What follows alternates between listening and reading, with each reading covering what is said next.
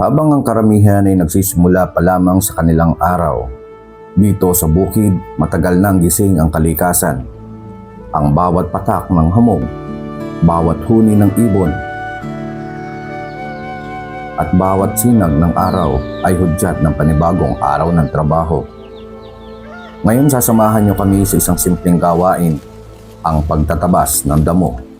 Ngunit higit pa ito sa simpleng paglilinis ng bukid.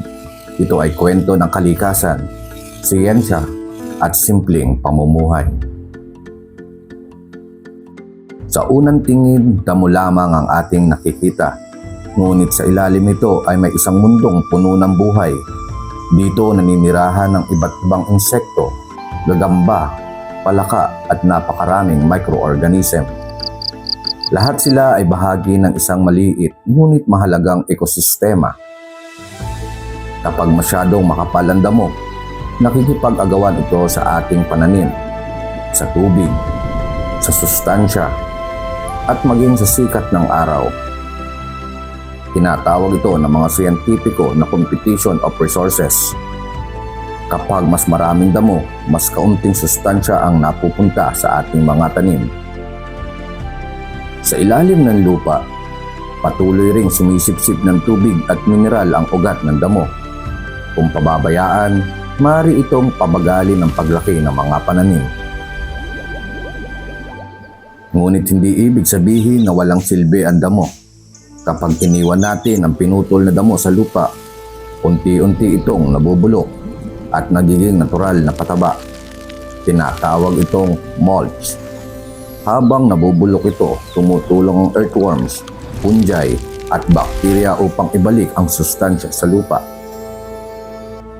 Matapos ang ilang oras ng pagtatrabaho, panahon naman upang maghanda ng aming tanghalian. Dito sa bukid, hindi kailangan ng mamahaling kalan. 3 bato, ilang tuyong kahoy at kaunting diskarte. Sapat na upang makagawa ng isang simpleng lutuan.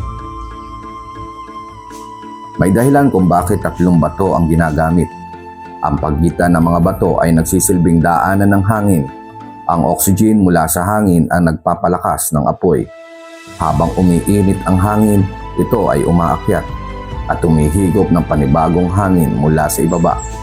Tinatawag itong natural drop. Isang simpleng prinsipyo ng physics na matagal nang ginagamit ng ating mga ninuno. Mas pinipili rin ang tuyong kahoy dahil kaunti na lamang ang tubig na laman nito. Mas madali itong magliyab, mas mainit ang apoy at mas kaunti ang usok.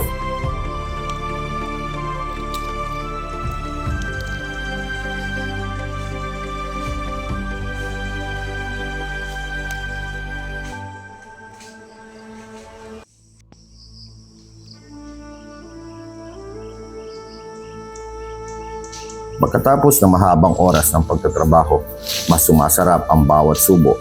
Hindi dahil espesyal ang pagkain, kundi dahil pinaghirapan ito at pinagsaluhan ng magkakasama. Kapag tayo ay nagtatrabaho sa ilalim ng araw, mas mabilis tayong mawalan ng tubig sa katawan. Kasabay nito ang pagkawala ng mga mahalagang mineral. Kaya mahalagang uminom ng sapat na tubig. Ang kanin ay nagbibigay ng carbohydrates na nagsisilbing pangunahing enerhiya. Ang isda, itlog o karne ay may protina na tumutulong sa pagbuo at pag-aayos ng mga kalamnan. Samantalang ang mga gulay at prutas ay may bitamina at mineral na mahalaga upang manatiling malusog ang ating katawan. Sa bukid, hindi lamang pananim ang lumalago. Lumalago rin ang pagtutulungan, pagpapahalaga sa kalikasan, at ang pagmamahal sa simpleng pamumuhay. Sa bawat hampas ng itak, hindi lamang damo ang napuputol. Ito rin ay paghahanda para sa mas malusog na lupa, mas matibay na pananim, at mas masaganang ani. Sa bawat 3 batong pinagpatungan ng aming kaldero, nabubuhay ang isang tradisyong ipinasa ng maraming henerasyon. At sa bawat pagkain na pinagsasaluhan, naaalala namin ang tunay na yaman ng bukid ay hindi lamang ang ani. Ito rin ay ang pagtutulungan, sipag at pagmamahala ng bawat taong sama-samang nagpapagal. Dahil sa likod ng bawat butil ng kanin na ating kinakain, may mga kamay na nagsumikap, may pawis na tumulo, at may mga kwentong bihirang makita. Ako si Kuya Joms at ito ang Atlas na Seed.